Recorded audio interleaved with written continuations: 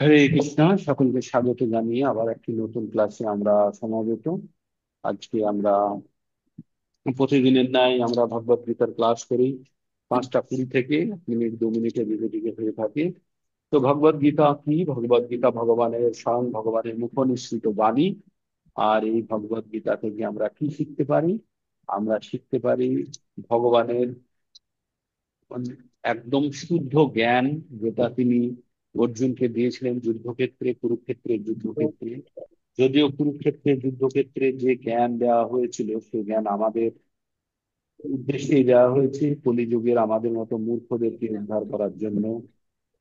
এই জ্ঞান তিনি দিয়েছিলেন অর্জুনকে। শেষে তিনি বলেছিলেন, সর্বধর্মান পরিত্যাজ্য মাম একম শরণং ব্রজ, অহং ত্বাং সর্ব পাপেভ্যো মোক্ষয়িষ্যামি মা শুচি।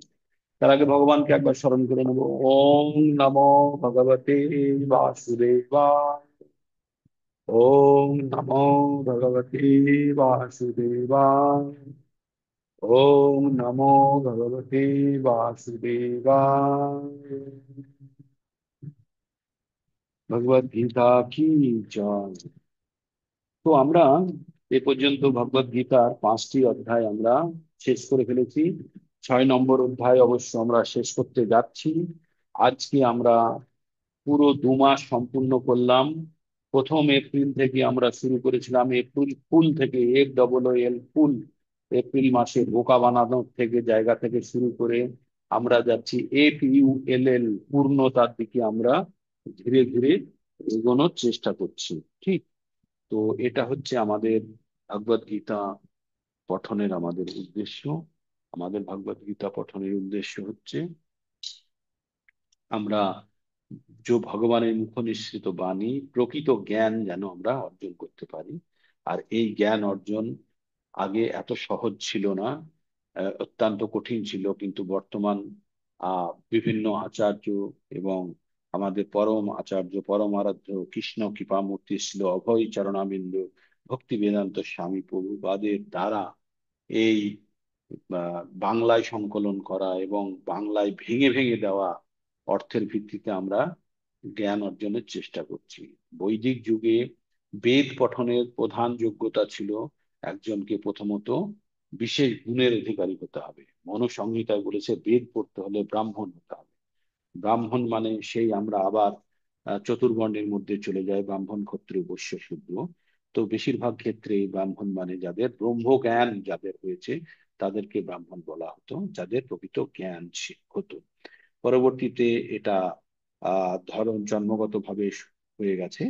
তারপরে ধীরে ধীরে ধীরে ধীরে ধীরে অবক্ষয়ের মাধ্যমে আমাদের এই জ্ঞান সমস্ত লুপ্ত হয়ে যায়। তাই কুরুক্ষেত্রের যুদ্ধক্ষেত্রে পুনরায় অর্জুনকে ভগবান বললেন, এই জ্ঞান আমি প্রথমে সূর্যদেবকে দিয়েছিলাম, তার ছেলে সূর্যদেবের ছেলে বিবস্বান সূর্যদেব, তিনি দিয়েছিলেন তার ছেলে মনুকে। মনু মানব জাতির পিতা, মনু তার সন্তান ইক্ষুকাকে। এইভাবে জ্ঞান প্রবাহিত হতে থাকে। কিন্তু পরবর্তীকালে কি হয়, এই পরম্পরা নষ্ট হয়ে যাওয়ার ফলে এই জ্ঞান পুনরায় ভগবানকে দিতে হয় কুরুক্ষেত্রে যুদ্ধক্ষেত্রে। তো ভগবান অর্জুনকে জ্ঞান দেওয়ার সময় তিনি একটি কথা ভুলে গেছিলেন, যে সর্বধর্মান পরিত্যাজ্য মাম একম শরণাম ব্রজ। তিনি বলেছিলেন, সবকিছু তুমি ত্যাগ করে আমার শরণাগতি হও, আমি তোমার সমস্ত সুখ দুঃখ ব্যথা বেদনা পাপ পুণ্য সবকিছু আমি সব নিউট্রালাইজ করে দেবো, বা সবকিছু মুছে দেবো, দিয়ে তোমাকে মোক্ষ প্রদান করবো। আর সেই জন্য তুমি কোনো অনুশোচনা করো না, তুমি তোমার কাজ করো, তুমি যুদ্ধ করো। তো এটাই বলার পরে, এটি ছিল থিওরিটিক্যাল ক্লাস। এই ক্লাসটা অর্জুনকে দিয়ে চলে গেল। অর্জুন তো এই ভগবানের কথা মতো তিনি কি বললেন, যে নষ্ট মোহ স্মৃতির লব্ধ তত্ত্ব সাদাত মায়াচ্যুত স্থিত অস্মি গত সন্দেহ করস্যি বচনং তব, করস্যি বচনং তব। আমি আপনার কথা এখন মেনে চলবো, 73 নম্বর শ্লোকে বলেছিলেন। হ্যাঁ, যে আমি এখন আপনার শ্লোকে আপনার আপনার কথা মতো আমি শুনে চলবো, আমার সব মোহ দূর হয়ে গেছে, আমার সন্দেহ দূর হয়ে গেছে, এবার আপনি যা বলবেন সেটা আমি করবো। তো ভগবান অর্জুনকে এই কথাটা বলেছিল, অর্জুন যুদ্ধ করেছিল। কিন্তু ভগবান পরবর্তী ক্ষেত্রে দেখলেন যে এই যে জ্ঞান তিনি দিয়ে গেলেন কুরুক্ষেত্রের মাঠে, যুদ্ধক্ষেত্রে সেখানে অর্জুন তো কাজ করলো, কিন্তু তারপরে আবার অবক্ষয় হলো। তাই কলিযুগে ভগবান নিজে এই প্র্যাকটিক্যাল দিতে আসলেন। প্রথমে তো থিওরিটিক্যাল ক্লাস অর্জুনকে দিয়ে চলে গেলেন, অর্জুনের মতো পণ্ডিতরা বুঝে গিয়েছিল, কিন্তু আমাদের মতো মূর্খদেরকে বোঝানোর জন্য কলিযুগে চৈতন্য মহাপ্রভু যুগ্ম অবতার রূপে তিনি অবতারিত হলেন আমাদের মায়াপুর নবদ্বীপ ধামে।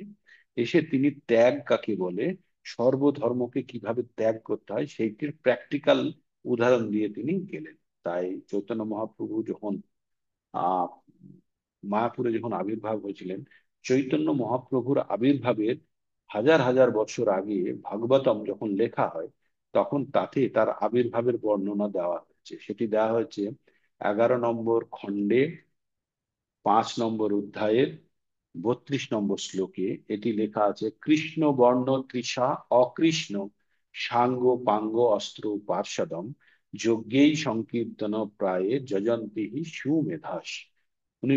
সেখানে উল্লেখ করা হয়েছে চৈতন্য মহাপ্রভুর অনেক আগে লেখা হয়েছিল ভাগবতম, কিন্তু ভাগবতমে এটাই উল্লেখ করা হয়েছে যে কৃষ্ণ বর্ণ, কৃষ্ণের বর্ণের, কৃষ্ণের গোত্রের, কৃষ্ণের ডিসেন্ডেন্ট কি হবে, তৃষা মানে দেখতে অকৃষ্ণ, দেখতে কিন্তু কালো হবে না, কৃষ্ণের বর্ণের, কৃষ্ণের মত কৃষ্ণই, কিন্তু রং হবে অকৃষ্ণ। কৃষ্ণ বর্ণ তৃষা, তৃষা মানে দেখা বা বাহ্যিক রূপ, তৃষা অকৃষ্ণ সাঙ্গ পাঙ্গ অস্ত্র পার্শ্বদম। ভগবান একা আসেন না, যখন আসেন ভগবান সাঙ্গ মানে তার উপদেষ্টা, তার সঙ্গ, তার বিভিন্ন পার্শ্বদেরকে নিয়ে আসেন। তাই বলছে সাঙ্গ পাঙ্গ পার্শ্বদম। হম। তো ভগবান কি বলছে, কৃষ্ণ বর্ণ তৃষা কৃষ্ণ সাঙ্গ পাঙ্গস্তু পার্শ্বদম। কি করতে আসলেন তিনি, এই অর্জুনকে যেটা বলেছিলেন ভগবান, সেটাকেই তিনি প্র্যাকটিক্যাল করতে আসলেন। কি করতে আসলেন, যজ্ঞে। আমরা 4 নম্বর অধ্যায়ে, 5 নম্বর অধ্যায়ে প্রচুর যজ্ঞের কথা শুনেছি না, যজ্ঞ যজ্ঞ যজ্ঞ যজ্ঞ। তার মধ্যে সর্বশ্রেষ্ঠ যজ্ঞ কি আমরা দেখলাম, জ্ঞান যজ্ঞ। কিন্তু পরবর্তীতে আমরা আবার জানবো যে জ্ঞান যজ্ঞের উপরেও আরেকটি যজ্ঞ ছিল, সেটি হচ্ছে ভক্তি যোগ। তো সেখানে ভগবান কি বললেন, এই ভক্তি যোগের অনুষ্ঠানকে সম্পাদন করার জন্য তিনি একটি পন্থা দিয়ে গেলেন। সেটির নাম কি বললেন, সংকীর্তন যজ্ঞ। কীর্তন যজ্ঞ, কীর্তন, কীর্তন মানে কি, আর সং মানে কি, সং মানে হচ্ছে, কীর্তন মানে হচ্ছে ভগবানের নিরন্তর ভগবানের নাম করাকে বলে কীর্তন। যে কোনো জিনিসকে কৃত করা মানে বলাকে আহ, কীর্তন বলে। তো ভগবানের নাম নিরন্তর বলাকে কীর্তন বলে। তাহলে সংকীর্তন কি, যখন সবাই মিলে করে তখন তাকে বলা হয় সংকীর্তন। তাই আমরা সংকীর্তন করি। আর কি বলছে, যজ্ঞেই সংকীর্তন প্রায় যজন্তি মানে এটাকে অনুষ্ঠানে যোগদান করা বা বা এই পুজো করা। যজন্তি, যজন্তি হে সুমেধস, কারা করে এটা, সুমেধস, মেধস মানে বুদ্ধিমান, আর সুমেধস মানে অতি বুদ্ধিমান। তো ভগবান বললেন যে কলিযুগে কৃষ্ণ অবতার হিসাবে আসছেন, কিন্তু তার রং কালো হবে না, তিনি হবেন গৌরাঙ্গ, তৃষা অকৃষ্ণ গৌরাঙ্গ। আর তিনি আসবেন যজ্ঞ করতে, কি যজ্ঞ, সংকীর্তন যজ্ঞ। আর সংকীর্তন যজ্ঞে কারা যোগদান করবে, যারা সুমেধাস মানে অত্যন্ত মেধাশালী তারাই। তো আপনারা নিজেদেরকে কখনোই দুর্বল বা কখনোই আহ মূর্খ বা অজ্ঞানী ভাববেন না, এটা ভাববেন যে হাজার হাজার লোকের মধ্যে থেকে আপনারা বাছাই করা কিছু ব্যক্তি, যারা ভগবানের নামের যজ্ঞে আপনারা সম্মিলিত হয়েছেন এবং ভগবানের নাম করার জন্য আপনারা চেষ্টা করছেন। ঠিক আছে, এটাই এটাই যথেষ্ট। ভগবান এটাই চায়। ভগবান ভাবাগ্রাহী জনার্দন, আমাদের মনের মধ্যে কি ভাব আছে সেটাই ভগবান জানতে চায়। আমরা ফলাও করে রাস্তাঘাটে তিলক চন্দন লাগিয়ে, গলাতে মালা লাগিয়ে খারাপ কাজ করার থেকে আমরা যদি ঘরে থেকেও যদি মনে প্রাণে মানে আমরা 3 ধরনের ভাবে যে কোনো কাজ করতে পারি, মন, কায় আর বাক্য। মন দ্বারা কাজ করতে পারি আমরা, বাক্য দ্বারা কাজ করতে পারি, আর শরীর দ্বারা কাজ করতে পারি। তো মন কায় বাক্য তিনটেকেই যখন ভগবানের সেবায় আমরা নিয়োজিত করব, তখন সর্বশ্রেষ্ঠ সেবা হবে ভগবানের প্রতি। ঠিক। তো আমরা আমরা তাই ভগবানের মুখ নিঃসৃত বাণী অর্জুনকে যেটা ভগবান বলেছিলেন, সেটি চৈতন্য চরিতামৃতে চৈতন্য মহাপ্রভুর কথাগুলি কিন্তু কৃষ্ণদাস কবিরাজ গোস্বামী আবার সুন্দরভাবে লিপিবদ্ধ করেছেন এই রস আরো গভীর ভাবে। তো সেটা বুঝতে পারার আগে আমাদের আগে ভগবত গীতা এবং পরবর্তীতে ভাগবতম বুঝতে হবে, যেটা পর্যায়ক্রমে যারা এই ট্রেনে চেপে বসেছেন তারা প্রত্যেকে তার স্বাদ আস্বাদন করতে পারবেন। শুধু একটাই ভগবানের কাছে প্রার্থনা, কোনো অবস্থাতে যেন আমাদের এই ভক্তির ট্রেন থেমে না যায়। হয় প্যাসেঞ্জার নেমে গেলে থেমে যেতে পারে, অথবা ড্রাইভার নেমে গেলে থেমে যেতে পারে, অথবা ট্রেন খারাপ হলে। ট্রেন তো খারাপ হবে না, ট্রেন তো সময়ের ট্রেন। শুধু আমাদের মূর্খতা বা আমাদের দুর্বলতার কারণে যেন আমরা কখনো বিচ্যুত না হয়ে পড়ি, সেটাই ভগবানের কাছে আমাদের সর্বদা প্রার্থনা। তবে ভগবদ গীতার জ্ঞানের মধ্যে সব থেকে গুরুত্বপূর্ণ যে জায়গাটা হচ্ছে সেটা হচ্ছে ভক্তিযোগ। ক্ষণকালের মধ্যে আমরা সেখানে পৌঁছে যাব। তো তার আগে আমরা 6 নম্বর অধ্যায়ে কি পড়লাম? 6 নম্বর অধ্যায়ে আমরা যেটা পড়লাম, বিশদ ভাবে লেখা আছে মনের উপরে কন্ট্রোল। মন যদি আপনার বন্ধু হয় তাহলে আপনার সবকিছু উদ্ধার হয়ে যাবে। আর যদি মন যদি শত্রু হয় তাহলে আপনাকে কিন্তু বিষম পরিস্থিতিতে ফেলে দেবে। আর আপনাদের আর একটা শত্রুর কথা বলেছিলাম, মনে আছে? যে আপনাদের সব থেকে বড় শত্রুকে, সেটা হচ্ছে কাম। আর কাম কি করে? আপনাদের লোভ বাড়িয়ে দেয়, আমাদের লোভ বাড়িয়ে দেয়। আর এই লোভ যদি না পূরণ হয় তখন কি হয়? ক্রোধ হয়। তাহলে কাম থেকে লোভ, লোভ থেকে ক্রোধ, আর এই তিনটেকে একসঙ্গে বলা হয় কি? নরকের দ্বার। কাম, ক্রোধ আর লোভ, এই তিনটে আমাদেরকে সোজা আমাদের অধঃপতিত করে নরকের দিকে নিয়ে যায়। তাই আমাদের কামকে আমাদের আগে নিয়ন্ত্রণ করতে হবে। আর এই কাম লুকোনোর জায়গাটা কোথায়? আমাদের ইন্দ্রিয়ে। আমাদের ইন্দ্রিয়ে লুকিয়ে থাকে কাম, আমাদের মনে লুকিয়ে থাকে কাম, আর আমাদের থাকে বুদ্ধিতে লুকিয়ে। তাহলে এই কামকে, কাম মানে অত্যন্ত পাওয়ার যে ইচ্ছা, সেই কামকে দূরীভূত করার জন্য আমাদের কি করতে হবে? আমাদের মনের উপরে কন্ট্রোল করতে হবে। কারণ বাইরের ইন্দ্রিয় সমূহ দ্বারা, ইন্দ্রিয় আমাদের জ্ঞানেন্দ্রিয়র সংস্পর্শে যখন কোনো বিষয়, ইন্দ্রিয় বিষয় রূপ রস গন্ধ স্পর্শ শব্দ যখন আসে, তখন আমাদের মন বিচলিত হয়। বিচলিত হয়ে কি হয়? আমাদের মনকে হরণ করে নিয়ে চলে যায়। কে হরণ করে নিয়ে যায়? সেই বিষয়সমূহ। সেই বিষয়সমূহ আমাদের মনকে হরণ করে নিয়ে চলে যায়। কেমন ভাবে হরণ করে নিয়ে যায়? যেমন পালতোলা নৌকাকে বাতাস প্রচন্ড বেগে সমুদ্র জলের অনুকূলে, স্রোতের অনুকূলে বা প্রতিকূলে যেদিকেই হোক, পালে হাওয়া লাগলে কিন্তু নৌকাকে ভীষণ জোরে নিয়ে চলে যাবে। তেমনি আমাদের মনকে, আমাদের ইন্দ্রিয় বিষয়সমূহ, যখন ইন্দ্রিয়ের সংস্পর্শে বিষয়সমূহ আসে তখন মনকেও হরণ করে নিয়ে চলে যায়। তাই আমরা 6 নম্বর অধ্যায়ে ধ্যান যোগের কথা বলছি। ধ্যান যোগ, ধ্যান যোগের মাধ্যমে কি করে যোগীরা? ধ্যান পূর্বক মনের উপরে সম্পূর্ণ কন্ট্রোল পায়। আর মনকে যখনই নিয়ন্ত্রণ করে ফেলে তখন বাইরের কোনো জাগতিক কোনো ধরনের বিষয়সমূহ আর মন পর্যন্ত পৌঁছতে পারে না, বা মনকে আর বিচলিত করতে পারে না। আর তখনই মন আত্মার উপরে স্থিত হয়ে আত্মাকে পরমাত্মার সঙ্গে যুক্ত করার একটা সুন্দর প্রচেষ্টা করে। আর সেটাই আমাদের 6 নম্বর অধ্যায়ে সুন্দরভাবে ব্যাখ্যা করা হয়েছে। তবে এখানে যেখানে অষ্টাঙ্গ যোগের মাধ্যমে যে আহ মানে যুক্তিকরণের কথা বলেছে অর্জুনকে ভগবান বলাতে, অর্জুন কিন্তু কি বলে ফেললো?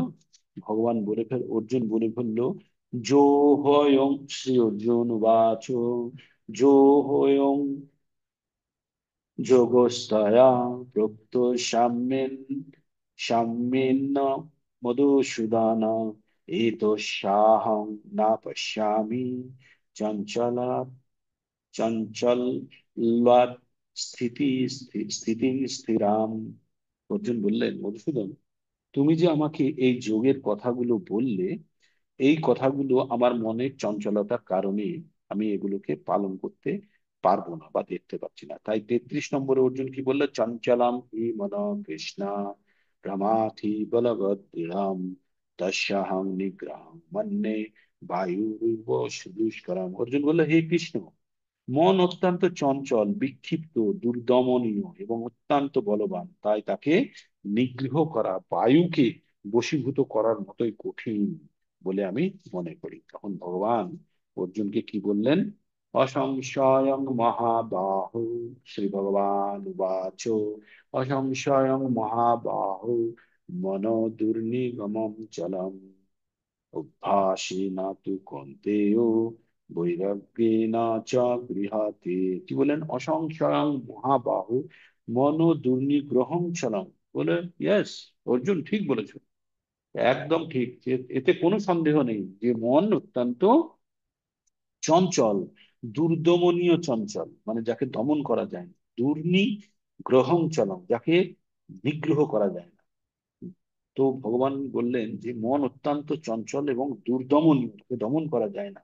কিন্তু অভ্যাসে না তু পন্থী, অভ্যাসের দ্বারা আর বৈরাগ্যের দ্বারা। তাহলে আমাদের কি কি অভ্যাস করতে হবে, কালকে আমরা বলেছিলাম কি অভ্যাস করতে হবে আর কি দিয়ে আমাদের বৈরাগ্য আসবে। এই দুটো জিনিসের জন্য কালকে বলেছিলাম, চারটে পদ্ধতির কথা বলেছিলাম। কি কি অভ্যাস করতে হবে, আমাদের চারটে পদ্ধতি। যে ধর্মের চারটে পায়ের কথা বলেছিলাম, যে চারটে পা আছে ধর্মের, কি কি? ধর্মের চারটে পা হচ্ছে দয়া, তপস্যা, সত্যতা আর পবিত্রতা। এই চারটে পা, এই চারটে ধর্ম নামক বিশ্বের চারটে পাকে ভেঙে দেওয়া হয় কি দিয়ে? দয়া নষ্ট হয় পশু হত্যা করলে, আর তপস্যা নষ্ট হয় নেশা করলে, আর সত্যতা নষ্ট হয় জুয়া পাশা ইত্যাদি খেললে, আর শৌচতা নষ্ট হয় পরস্ত্রী পরপুরুষ গমন করলে। তো তাই এই চারটি নিয়মের মধ্যে এই ধর্মের চারটি পাকে রক্ষা করার কথা বলা হচ্ছে। আমরা বলি না কলিযুগে ধর্ম বলে কিছু নেই? আপনারা বলুন তো কলিযুগে ধর্ম কোথায় থাকবে? ধর্মের যদি এই চারটে পা হয়, তাহলে আজকের দিনে বলুন কতগুলো ব্যক্তি এই চারটে নিয়ম পালন করে? খুঁজে পাবেন না আপনি। 100 জনের মধ্যে 99.99 জনই আপনার এই চারটি নিয়মের কেউ না কেউ কোনো না কোনো নিয়মটা ভাঙে। এই চারটি নিয়ম তাহলে কি হবে? দয়াকে রক্ষা করতে গেলে কি করতে হবে? আমিষ বর্জন করতে হবে। তপস্যাকে রক্ষা করতে গেলে কি করতে হবে? আমাদের কোনো নেশা চলবে না, এবং চায়ের নেশাও চলবে না। যে নেশা মানে যে সমস্ত কার্যকলাপগুলি আপনার একনিষ্ঠ সেবা থেকে আপনাকে বিঘ্নিত করায়, সেটাকেই নেশা বলে। যেমন মনে করুন আপনি এই ভগবত ভক্তি করছেন, হঠাৎ আপনার মনে হলো আরে একটু চা পেলে তো ভালো হতো, বিস্কিট মেরে নিয়ে শুনতাম। এই যে চা পাওয়ার নেশাটা বা ইচ্ছেটা আপনার কিন্তু ভগবান ভক্তির পথে অন্তরায় হয়ে দাঁড়াচ্ছে। তাই আমাদের কি করতে হবে? আমাদের প্রথমত আমিষ বর্জন, পশু হত্যা বর্জন করতে হবে। দুই, পশু মানে মাছ, মাংস, এগুলো সব পশুর মধ্যেই পড়ে, তাই পশু হত্যা বর্জন করতে হবে। 2 নম্বর আমাদের করতে হবে নেশা বর্জন করতে হবে। 3 নম্বর হচ্ছে অবৈধ সঙ্গ, স্ত্রী বা পুরুষ অবৈধ সঙ্গ বর্জন করতে হবে। আর 4 নম্বর হচ্ছে লটারি, জুয়া পাশা ইত্যাদি খেলা বন্ধ করতে হবে। ওইগুলো তাহলে আমরা চারটে পাকে আমরা বাঁচিয়ে রাখতে পারবো। কি কি পা চারটে? একটা হচ্ছে দয়া, তপস্যা, সত্যতা আর শৌচতা। এই চারটে পাকে যখন আমরা বাঁচিয়ে রাখতে পারবো, তবেই কিন্তু ধর্ম নিজের পায়ে দাঁড়িয়ে থাকতে পারবে। আর যদি এই চারটি পায়ের মধ্যে যে কোনো একটা পা ভাঙা হলেই ধর্ম কিন্তু টলমল করবে। তাই কলিযুগে ধর্মের দশা খুব কঠিন, খুব কঠিন। তাই আমরা যদি নিজেরা যখন পালন করব এবং অন্যকেও পালন করার জন্য উৎসাহিত করব, তখন কিন্তু আমাদেরকে নিজেদেরকে কিন্তু খুব প্রত্যেকটা মুহূর্তে আমাদের পিওর হতে হবে। না হলে কিন্তু আমাদের এই কথাগুলো যেগুলো আমি আপনাদেরকে বলছি বা আপনি আর একজনকে বলছেন, এই কথাগুলি তখনই গুরুত্ব থাকবে যখন আমি নিজে এটা পালন করব, তাই না? তো সেই জন্য বলে যৎ যৎ আচরিত শ্রেষ্ঠ তৎ তৎ ইতরিত জানা, সজ প্রমাণং কুরুতে লোক তৎ অনুবর্ততে। মানে যারা বিশেষ বিশেষ ব্যক্তি, যারা যে ধরনের কার্যকলাপ করে, বাকি লোকেরাও তাই দেখে দেখে শেখে। তাই আমরা যখন কোনো প্রচার কার্য করব, যদি আমাদের মধ্যে পবিত্রতা না থাকে, শৌচতা না থাকে, আমাদের মধ্যে আধ্যাত্মিকতার ছোঁয়া যদি না থাকে, তাহলে আমরা যখন প্রচার করব, সেই প্রচার কিন্তু শক্তিশালী হবে না, দুর্বল হয়ে যাবে, তাই না? সে আমাদের দ্বারা উৎসাহিত হবে না। তাহলে আমাদের প্রথমে আগে নিজেদেরকে নিয়মগুলো পালন করে শক্ত করতে হবে, তারপরে আমরা করব। তাই অর্জুনকে ভগবান বললেন যে অভ্যাসে না তো কৌন্তেয় বৈরাগ্যেন চ গৃহাতে। ভগবান বললেন দুটো রাস্তা দিয়ে মনকে নিগ্রহ করা যায়। একটা হচ্ছে অভ্যাসের দ্বারা, অভ্যাস মানে চারটে নিয়ম পালন করে। আর কি করে? আর অভ্যাসে না তো কৌন্তেয় বৈরাগ্য, বৈরাগ্যের দ্বারা। বৈরাগ্য মানে কি? কোনো জিনিসের প্রতি অধিক আসক্তিকে আমরা নিগ্রহ করে ফেলবো, মানে আমাদের প্রয়োজন অনুযায়ী আমরা অগ্রসর হব, নাকি সারা বিশ্ব আমার চাই, আমার সারা বিশ্ব চাই না। যতখানি আমার প্রয়োজন বাঁচার জন্য, ততখানি আমার প্রয়োজন, এই রকম যখন সীমাবদ্ধতার মধ্যে আমরা আসবো, তখন ধীরে ধীরে আমাদের ডিটাচমেন্ট বা বৈরাগ্য আসবে। এই প্রসঙ্গে একটা আমরা শ্লোক পড়লাম 5 নম্বর অধ্যায়ের, কি, ভুক্তারাম যোগ্য তপস্যাম সর্বলোক মহেশ্বরাম সুহৃদং সর্বভূতানাম জ্ঞাতামাম শান্তিরিচ্ছতি। ভগবান কি বললেন, যখন সব আমরা জেনে যাব, আমরা মনুষ্য যখন জেনে যাব যে সব কিছুর মালিক ভগবান, আর আমরা এই জেনে এই জানবো যে আমরা যত যজ্ঞ করছি, যত তপস্যা করছি, সবকিছু ভোক্তা, একমাত্র ভোক্তা, ভোক্তা না, একমাত্র ভোক্তা হচ্ছে ভগবান। এবং এবং তিনি প্রত্যেকের প্রতি দয়াশীল এবং সুহৃদয়, এটা যখন আমরা জেনে যাব, তখন আমাদের মনের মধ্যে শান্তি বিরাজ করবে। না কি আমি ভাববো আম্বানির বাড়ি 27 তলা, আমার বাড়ি কবে 28 তলা হবে। এই রকম যতক্ষণ মানসিক মানবীত্ব আমার মনের মধ্যে থাকবে, তখন কিন্তু আমি কখনোই শান্তিতে থাকতে পারবো না। তাই ভগবান বলছে, ভোক্তারাম যোগ্য তপস্যাম সর্বলোক মহেশ্বরম জ্ঞাতামাম সুহৃদম সর্ব ভূতানাম জ্ঞাতামাম শান্তির ইচ্ছতি। এটা যে জেনে যাবে, সে অবশ্যই শান্তি তার মনের মধ্যে বিরাজ করবে। তাই ভগবান কি বললেন, যে তাহলে আমাদের দুটো জিনিস করতে হবে, একটা হচ্ছে অভ্যাস, আর 2 নম্বর হচ্ছে বৈরাগ্য। তারপরে ভগবান 6 নম্বর 37 নম্বরে বললেন, অসংযতত্মা যোগ দুষ্প্রাপ্য ইতি মে মতি বশ্যৎমানা তু যততা সাক্ষ্য বাপ্নু মুপায়ত। বললেন, যে ব্যক্তির চিত্ত অসংযত তার পক্ষে আত্ম উপলব্ধি অসম্ভব, কিন্তু সংযত চিত্ত যথার্থ উপায় অবলম্বন করে সচেষ্ট ব্যক্তি অবশ্যই ওই আগেরটাই আমরা আরেকটু বিস্তারিত বললাম, যাদের চিত্ত অসংযত তাদের দ্বারা ভক্তি হবে না, কিন্তু যারা অভ্যাসের দ্বারা চিত্তকে সংযত করবে তাদের কিন্তু হতে পারে। তারপরে কি বললো, অযতি শ্রদ্ধায় ব্রত, কালকে এই পর্যন্ত ছেড়েছিলাম। অযতি শ্রদ্ধায় ব্রত যচ্চা যচ্চালিত মানস অপাপ্য যোগং যোগ সংসিদ্ধি কাঙ্গ কামগতিম কৃষ্ণ গচ্ছতি। কি বললো, অযতি, অযতি শ্রদ্ধায় ব্রত যোগাচ্ছলিত মানস অপাপ্য যোগ সংসিদ্ধি কাঙ্গতি কৃষ্ণ গচ্ছতি। এবার অর্জুন এমন একটা কথা জিজ্ঞেস করলো, কালকেও বলেছি এটা, যে ভগবান, আচ্ছা, যদি কেউ ভক্তি করছে, খুব শ্রদ্ধা সহকারে যোগ করছে, ভক্তি করছে, করতে করতে যদি সে সম্পূর্ণ না করতে পারে যোগটা, তার কি গতি হবে? তো তাই বললেন, যিনি প্রথমে শ্রদ্ধা সহকারে যোগে যুক্ত হয়ে থাকার পরে চিত্ত চাঞ্চল্য হেতু যোগভ্রষ্ট হয়ে সিদ্ধি লাভ করতে অসমর্থ হন, সেই ব্যক্তির কি গতি হয়? বলতে গিয়েই তিনি তার আবার একটা উদাহরণ দিয়ে ভগবানকে জিজ্ঞেস করলেন, কচ্ছিন্ন ভয় বিভ্রষ্ট ছিন্নাভ্রমিব নশ্যতি অপ্রতিষ্ঠ মহাবাহ বিমূঢ় ব্রাহ্মণ পথি। বললেন, হে ভগবান, যোগ ভ্রষ্ট ব্যক্তি ব্রহ্ম লাভের পথে বিমূঢ়, বিমূঢ় মানে হচ্ছে ভুলবশত হয়ে পারমার্থিক ও জাগতিক উভয় ভাবেই ব্যর্থতার কারণে আশ্রয়হীন হওয়ার ফলে কি ছিন্ন মেঘের মতো একেবারে নষ্ট হয়ে যায়।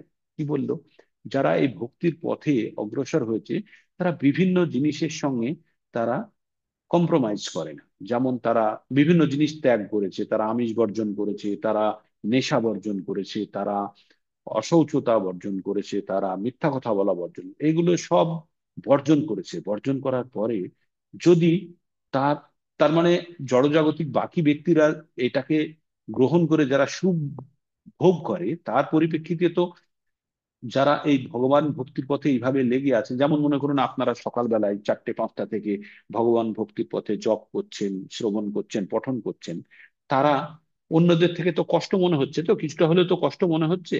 প্রথমে তো কষ্ট, তারপরে আনন্দে আশা জিনিসটা পরে আছে। তো এই কষ্ট যারা করছে না, তারা তো বেশি আনন্দে আছে না কম্পারেটিভলি। আপনার মতো 4:30 সময় 4টের সময় উঠে তো স্নান করে না, তারা তো 8টার সময় উঠে। তো আপনারা যে কষ্ট করছেন, এই জাগতিক সুখ কি আপনারা পরিহার করেছেন? তাহলে আর যদি আমাদের যদি যোগ ভ্রষ্ট হয়ে যায় তাহলে কি হবে? তো ভগবানকে তাই অর্জুন জিজ্ঞেস করছে, যে যারা কিছুটা করেছে, যারা অর্ধেকটা করেছে, তাদের কি হবে? তো তার সুন্দর উত্তর দিয়েছেন ভগবান। তো উত্তরে যাওয়ার আগে তাদের কি হবে এইটার প্রসঙ্গে ভগবান কিন্তু 2 নম্বর অধ্যায়ের 40 নম্বর শ্লোকে কিন্তু বলে দিয়েছে, কি বলেছে? নেহাভিক্রম নাশস্তি প্রত্যাবায়না বিদ্যতে স্বল্পমপস্য ধর্মস্য ত্রয়াতে মহাতো ভয়াত। বলেছে ভক্তির পথে কেউ যদি সামান্য অগ্রগতি করে থাকে, তার কিন্তু কোনো পতন নেই। সে মহান ভয়, মহান ভয় থেকে সে রক্ষা পাবে। আমাদের মহান ভয়টি কি? আমাদের মহান ভয়টি হচ্ছে যে মৃত্যু ভয়। আর প্রত্যেকেরই মৃত্যু হবে, তাহলে মৃত্যু থেকে বাঁচার রাস্তা কি? মৃত্যু থেকে বাঁচার একমাত্র রাস্তা হচ্ছে জন্মগ্রহণ না করা। তাহলে জন্মগ্রহণ না করতে, তার তো উপায় নেই, জন্মগ্রহণ করতেই হবে। কারণ 27 নম্বর শ্লোকে আবার বলেছে, জাতস্য হি ধ্রুব মৃত্যু ধ্রুবং জন্ম মৃতস্য চ তস্মাদ অপরিহার্থায় নাত্তাং শোচিতুম অর্হসি। বলেছে যাদের জন্ম হয়েছে তাদের মৃত্যু হবে, আর যাদের মৃত্যু হয়েছে তাদের জন্ম হবে, তাহলে উপায় কি? তাই ভগবান বিভিন্ন রাস্তা বলেছে, যে অন্তকালে চ মামেব শরণ মুক্তা কলেবরম যো প্রয়াতি সামদ ভাব ইয়াতি নাস্তত্র সংশয়।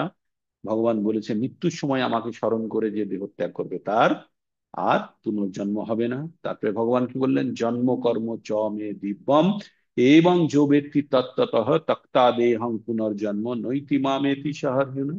যে এটাও তিনি বললেন, যে আমার জন্ম কর্ম তত্ত্ব দিব্য জ্ঞান অবলম্বন জেনে গেছে তারও জন্ম হবে না। আবার ভগবান বললেন, জো ইদম পরমম গুহ্যম মদ ভক্তেষু অভিদাস্যতি ভক্তিময়ী পরম কীর্তা মামেব ঈশস্য অসংশয়।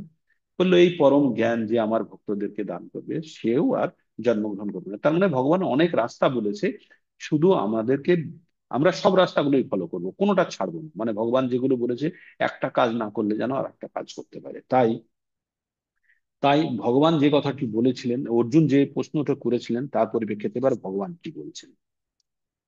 ভগবানকে আরেকটু অর্জুন জিজ্ঞেস করলেন, এতন্মে সংশয়ং কৃষ্ণ ছেত্তুম ছেত্তুম হর্ষ শ্বেতস তদন্য সংশয়স্য চেতনাহুপ উপদ্যতে।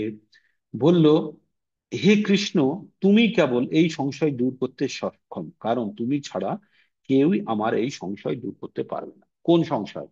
যে যোগে যদি কেউ ভ্রষ্ট হয়ে যায় তাহলে তার কি হবে, সেই সংশয় তুমি ছাড়া কেউ করতে পারবে না। তখন ভগবান কি বললেন? শ্রী ভগবান উবাচ, পার্থ নৈবেহ নামুত্র বিনাশস্তস্য বিদ্যতে নাহি কল্যাণ কৃত কশ্চিদ দুর্গতিং তাত গচ্ছতি। পরমেশ্বর ভগবান বললেন, হে পার্থ, শুভ অনুষ্ঠানকারী পারমার্থ বিদের ইহলোকে এবং পরলোকে কোনো দুর্গতি হয় না হে বৎস, কল্যাণকারীর কখনো অধোগতি হয় না। বলছে যারা ঠিক পথে রেখে ধর্মের পরিচর্যা আলোচনা করছে তাদের কখনো দুর্গতি হয় না, কোথাও না কোথাও তারা শাস্ত্রের সাহায্য পাবে, যেটা আমরা 40 নম্বরে পড়ে গেছি। এবার এবার এই যে ভগবান যে কথাটি বললেন তার একটু ব্যাখ্যা আমরা একটু পড়ি। এই তাৎপর্যটি অনুধাবন করা যেতে পারে, মানুষকে দুই ভাগে ভাগ করা যেতে পারে, সংযত আর উচ্ছল। সংযত মানে যারা নিজেদেরকে সম্বরণ করে রাখতে পারে, উচ্ছল যারা সব সময় ছড়িয়ে থাকে নিজেদের মধ্যে, যে কোনো জিনিসের মধ্যে ঝাঁপিয়ে পড়ে। যে সমস্ত মানুষ পরজন্মের কথা বা পারমার্থিক মুক্তির কথা বিবেচনা না করে কেবল পশুর মতো ইন্দ্রিয় তৃপ্তি করার চেষ্টা করে তাদেরকে উচ্ছল পর্যায়ভুক্ত বলা হয়। যারা পরবর্তী জীবনের কথা ভাবে না, তারা ভাবে এই জীবনই সব, আর এই জীবনের মধ্যেই যা আছে সবকিছু আমরা, যেমন মায়াবাদী বা ভৌতিকবাদীরা বলে যে ঋণং কিত্তা ঘিতং পিবত যাবজ্জীবৎ সুখম জীবন। বলছে যদি ধার করেও খেতে হয় ঘি, যদি ভালো হয়ে বাঁচতে হয় ধার করে হলেও ঘি খাবো, যতদিন বাঁচবো সুখে বাঁচবো। চার বাঘ বলেছিলেন। তো এগুলো মায়াবাদীদের কথা। যে একটা বাচ্চা স্কুলে ভর্তি হয়ে সে যদি ভাবে আর এই স্কুলে চলে এসেছি এবার জীবনটাকে ভোগ করে নিই, উপভোগ করে, তাহলে পরবর্তী ক্লাসে যেতে পারবে না। তো তেমনই এখানে বলছে যারা উচ্ছল শ্রেণীর, তারা ভাবে যেটা পেয়েছি সেটাকেই ভোগ করে নাও। তাই বলছে উচ্ছল যারা, তারা সভ্য হোক বা অসভ্য হোক, শিক্ষিত হোক বা অশিক্ষিত হোক, শক্তিশালী বা দুর্বল, তারা প্রত্যেকেই পাশবিক প্রবৃত্তির দ্বারা চালিত। তাদের ক্রিয়াকলাপ কখনো মঙ্গলজনক হয় না। তারা আহার নিদ্রা ভয় মৈথুনের মাধ্যমে জীবনযাপন পশুর মতো ইন্দ্রিয় তৃপ্তি করে সুখের অন্বেষণ করার ফলে তারা চিরকাল দুঃখময় জড় জগতে পড়ে থাকে। পক্ষান্তরে যারা শাস্ত্রের নির্দেশ অনুযায়ী সংযত জীবনযাপন করে ক্রমান্বয়ে কৃষ্ণ ভক্তির পর্যায়ে উন্নতি হন, তাদের জন্ম অবশ্যই সার্থক। তো আমাদের যদি আমরা ভগবান ভক্তি করতে পারি, এই জ্ঞান অন্তত আমরা আমাদের কাছে এসছে যে ভগবত ভক্তি করলে আমাদের উদ্ধার হওয়ার সম্ভাবনা আছে। কিন্তু তার মধ্যেও একটি কথা বলেছে যে অন্তত এই জ্ঞানটি তো এসেছে, এই জ্ঞানের সামান্যতম যদি আমরা অগ্রগতি করে থাকি, পরবর্তীতে কিন্তু তার নাশ হবে না। যারা মঙ্গলজনক সংযত জীবনযাপন করেন তাদের আবার তিন ভাগে ভাগ করা হয়। কর্মী, অর্থাৎ যারা স্বার্থের নির্দেশ অনুসারে জীবনযাপন করে, জাগতিক স্বাচ্ছন্দ্য ভোগ করে। মুক্তিকামী, অর্থাৎ যারা জড়জগতের বন্ধন থেকে মুক্ত হওয়ার চেষ্টা করছেন। আর ভগবত ভক্ত, যারা ভগবান কৃষ্ণের চরণে সর্বতোভাবে আত্ম উৎসর্গ করে সেবায় নিয়োজিত হয়েছেন। জাগতিক সুখ স্বাচ্ছন্দ্য তাদের জন্য শাস্ত্রের নির্দেশ অনুসারে জীবনযাপন করছেন। সেই সমস্ত কর্মী আবার দুই ভাগে ভাগ করা যায়, সকাম কর্মী আর নিষ্কাম কর্মী। ধর্ম আলোচনা করার প্রভাবে অর্জিত পুণ্য ফলের দ্বারা জড় জাগতিক সুখ ভোগ করতে চান, তারা উন্নত জীবন প্রাপ্ত হন, এমনকি স্বর্গলোকও প্রাপ্ত হয়। কিন্তু যারা জড়বন্ধন থেকে মুক্ত হওয়ার জন্য মঙ্গলজনক পথ অনুসরণ করছেন না, তারা জড়জগতের বন্ধন থেকে মুক্ত হওয়ার প্রচেষ্টাই একমাত্র তাদের জন্য মঙ্গলজনক। মানে এখানে বলছে যারা পৃথিবীকে ভালোবাসে, এখানেই যারা থাকতে চায়, তাহলে তারা মঙ্গলজনক কাজ করে পুণ্য এই আদি এই অর্জন করে আবার উন্নত জীবন পেতে পারে। কিন্তু যারা তার থেকেও বেশি কিছু পেতে চায়, তারা কি করতে পারে? তারা তারা কি করতে পারে? তারা ভগবান ভক্তিতে এসে এই সমস্ত ঝামেলাই মিটিয়ে দিতে পারে। তারপরে ভগবান এবার খুব গুরুত্বপূর্ণ কথা বলছেন। এই কথাটি খুব সুন্দরভাবে আপনারা মনোযোগ সহকারে শুনুন। 41 নম্বর শ্লোকে ভগবান বলছেন, প্রাপ্য পুণ্য কিতাং লোকানুস্থিতা শাশ্বতী সমা শুচিনাং শ্রীমতাং গেহে যোগো ভ্রষ্ট অভিজায়তে। তো অর্জুন কি জিজ্ঞেস করেছিল?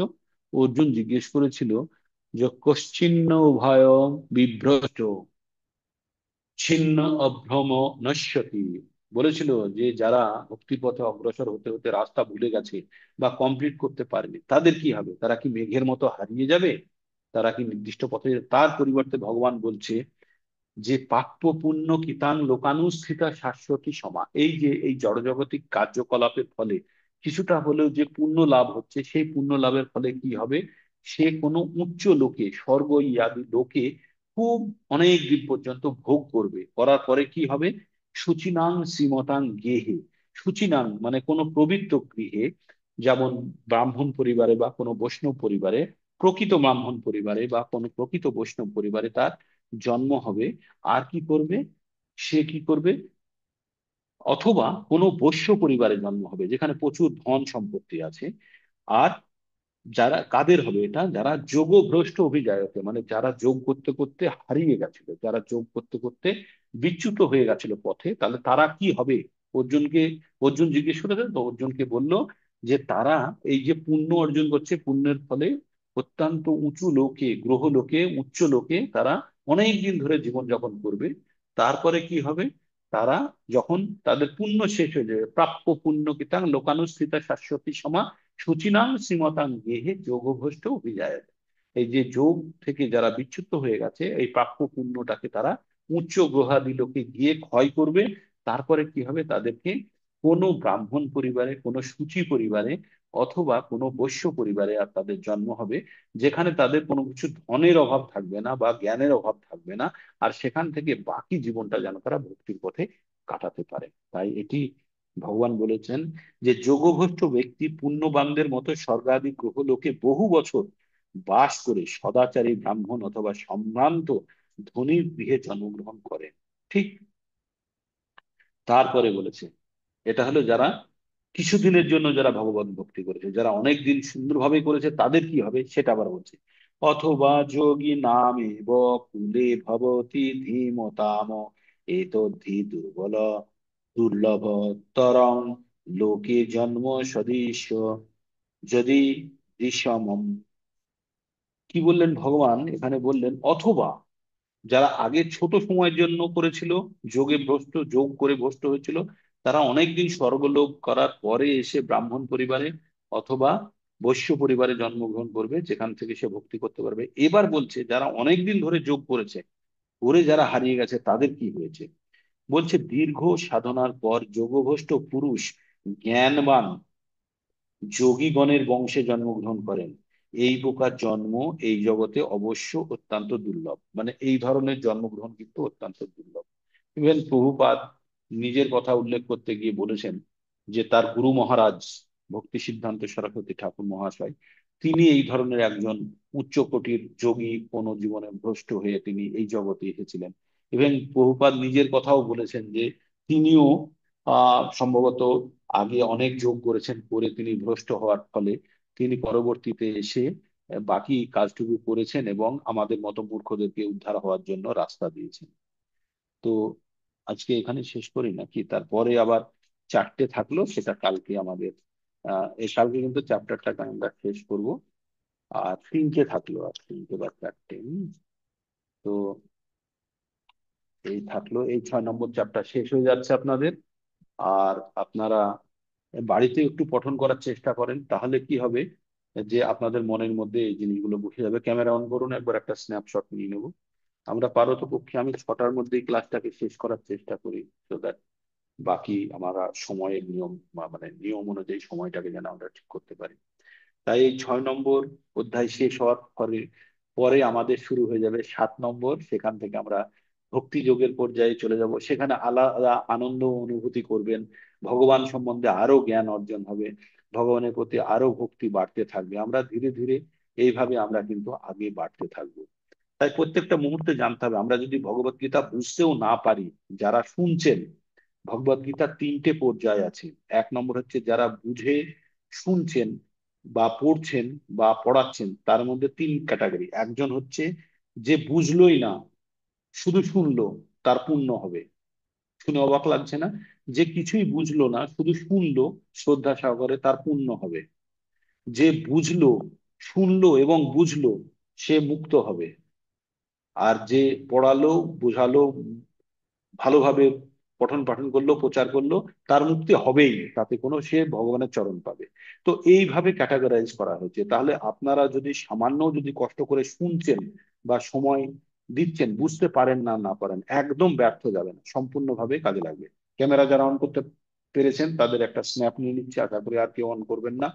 যারা অন করতে পেরেছেন আরেকবার অন করে দেখে নিন, যাদের ক্ষমতা আছে। হরে কৃষ্ণ কৃষ্ণ কৃষ্ণ হরে হরে, হরে রাম রাম। ঠিক আছে? তো ভগবত গীতা সামান্য যদি রাস্তাতে চলতে চলতে যদি কারোর কাছে শুনে ফেলেন না, সেটাও আপনার কাজে লাগবে। বা আপনি যদি সামান্য কাউকে যদি বলে ফেলেছেন, সেটাও আপনার কাজে লাগবে। আচ্ছা, কিছু বলতে চাইলে হ্যান্ড রেজ করে বলতে পারেন। আনমিউট করুন, আনমিউট অ্যাক্সেস দিয়েছি। যারা কিছু বলতে চান আনমিউট করুন, আনমিউট করে বলুন যদি কিছু বলতে চান। আর যদি না বলার থাকে, তাহলে আমরা এখানে শেষ করি আজকের মতো। হুম? হরে কৃষ্ণ, ভালো করে ভক্তি করুন আপনারা, ভক্তির পথে অগ্রসর হন। এটাই সকলের চাওয়া, সবারই আহ ভগবানের করুণা প্রাপ্ত হন, এটাই আমাদের সব থেকে বড়। আর আমাদের যারা গ্রুপ লিডার আছে, তাদের কিন্তু কাজ হচ্ছে, যারা যারা জয়েন করছেন না তাদেরকে কল করে জিজ্ঞেস করুন। আপনারা দেখুন আপনার গ্রুপের কে কে জয়েন করছে না, তাদেরকে কিন্তু কল করে আপনি জিজ্ঞেস করুন কেন, কি অসুবিধা, সেগুলো জানার চেষ্টা করুন। হুম? কি হলো মাতাজি? আনমিউট করে দিয়েছি, বলুন কি বলতে চাইছেন। আনমিউট করুন আপনার ফোন থেকে। ঠিক আছে, চলুন। হরে কৃষ্ণা। হরে কৃষ্ণা। যদি কারো কিছু বলার থাকে আমাকে ফোন করে বলতে পারেন, আজকে ফোন ধরার মতো অবস্থায় আছি।